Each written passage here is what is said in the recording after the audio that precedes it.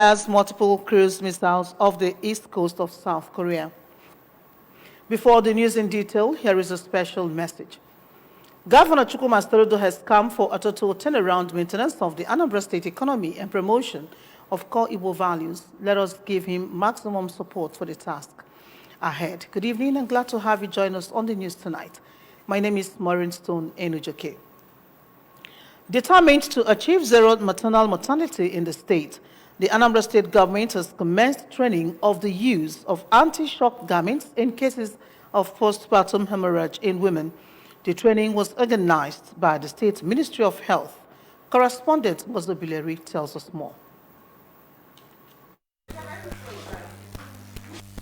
Postpartum hemorrhage, otherwise known as bleeding after delivery, was detected as the major cause of maternal mortality in women across the state, and the training was attended by doctors and nurses from Mission and General Hospitals in the state. In an opening speech, the Anambra State Commissioner for Health, Dr. Afam Obidike, said that in order to put to an end cases of death during delivery, which he said was noticed to be on the high side, especially in the hard-to-reach areas, Governor Chukwuma Soludo approved the first procurement of 120 anti-shock garments for Mission and General Hospitals across the state, in addition to free antenatal and delivery in public hospitals in the state. He urged the participants to ensure that they stepped down the training to other members of their facilities and added that the training will be continuous, even as he appreciated Governor Soludo for leaving no stone unturned in ensuring quality health care services to Anambra. The anti-shock garment is not treatment, but a way of preventing someone from dying, a pregnant one from dying, that is as a result of bleeding. When we talk about shock, because it should be something that we should be able to understand very well, bleeding continuously, then hemodynamics are compromised. Isn't that so?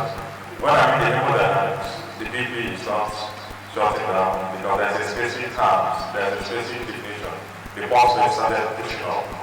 That is when you know you must put it and the breathing is ongoing, and you may not be able to arrest the breathing immediately. You put it up immediately. Earlier, while training the participants on the causes and how to control postpartum hemorrhage and use of anti-shock garments in saving the life of women during childbirth, especially any emergency where loss of blood is involved, the state coordinator of reproductive health, Anambra State Ministry of Health, Dr. Uju Okoye, demonstrated how to put on the anti-shock garments on patients. Dr. Okoye emphasized that the anti-shock garment is not for pregnant women without loss of blood and said that the kit must not be removed until the patient is taken to a bigger hospital and be stabilized, which they will know by constant checking of the vitals. Women die as a result of postpartum hemorrhage, that is bleeding after delivery.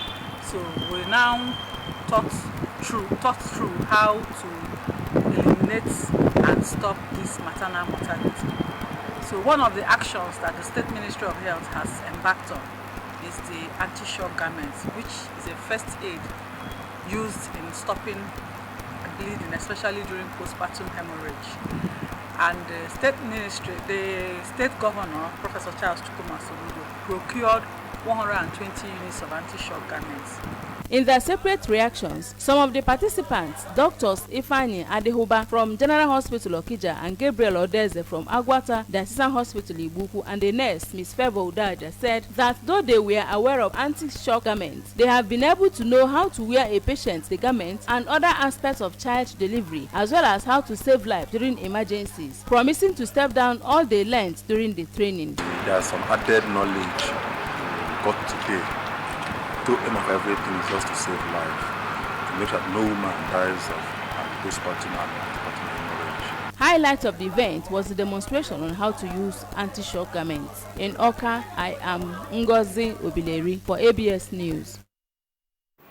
The people of Enugu-Nanka village have sent a Save Our Soul message to Governor Chukwuma Soludo to save the community from numerous killings of innocent citizens of the community. In a release signed by the chairman, Enugu-Nanka Village Development Union, ENVDU, Chief Joe Omeha, and the secretary of the union, Chief Godson Ofokansi, the people also pleaded with the state government to save them from High Highness, from what they called powers that be in Nanka community. According to the release, the community is living in fear due to actions of some fractions of groups in the community, resulting to severe damages, conflicts, and insecurity. Narrating a recent incident that allegedly took the life of a youth in the village named Mr. Tochukwu Onyemelukwe, the release said that they have made conscious efforts to ensure that those involved in the killing are made to face the wrath of the law, but their efforts went down the drain by the powers that be. It said that instead of allowing the police to carry out proper investigation into the matter, the person that reported the matter to the police, Mr. Martin Okeke, is being threatened, as a result of which he and his wife are on exile for their lives. The community, through the release, therefore appealed to the government to please order an investigation into the numerous killings of innocent souls in Nanka, and also to find out reasons for having many factions that resulted to the abnormalities being recorded in the community. It said that if not checked soon, the irregularities may cause total collapse of the community. Joy and love rented the air as family, friends, and well-wishers converged in Thanksgiving and celebration, marking the golden jubilee of Chief Richard and Lolo Regina Okoli of Umona community in Agwata Council area. The Thanksgiving Mass held at Maria Goretti Catholic Church, Umona, was presided over by the Catholic Bishop of Nnewi Diocese, Most Reverend Jonas Benson Okoye. We have the details. In his homily, Bishop Okoye highlighted on the exemplary commitment of the couple as a model, acknowledging their steadfastness and unwavering faith despite trials.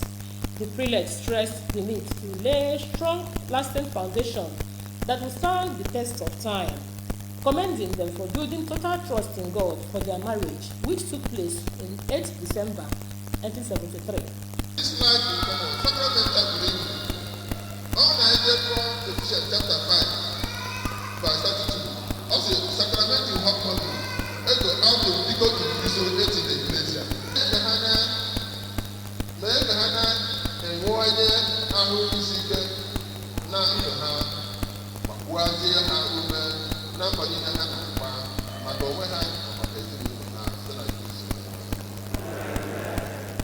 Recognizing the event as a moment of reflection and gratitude to God for the blessings in the marital journey, the celebrant, Chief and Lolo Okoli, observed that the grace of God has strengthened them in attaining such heights.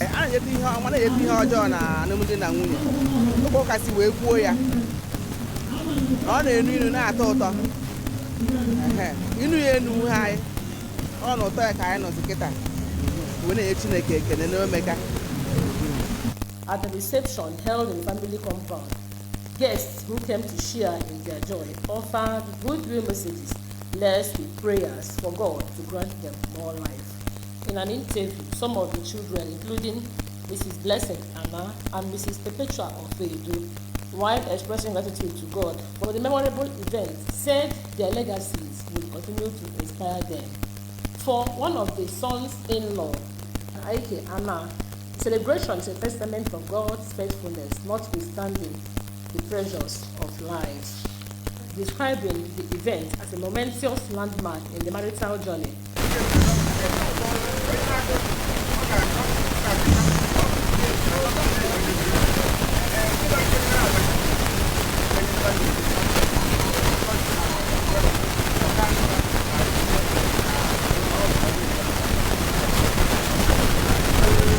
The member representing Anambra East in the House of Assembly, Honorable Emma Weke, alongside the Deputy Chancellor, Diocese of the Niger, Barrister Ben Uzuegu, attributed tolerance and endurance as key to successful married life, regretting that lack of moral values have continued to unleash negative consequences in society.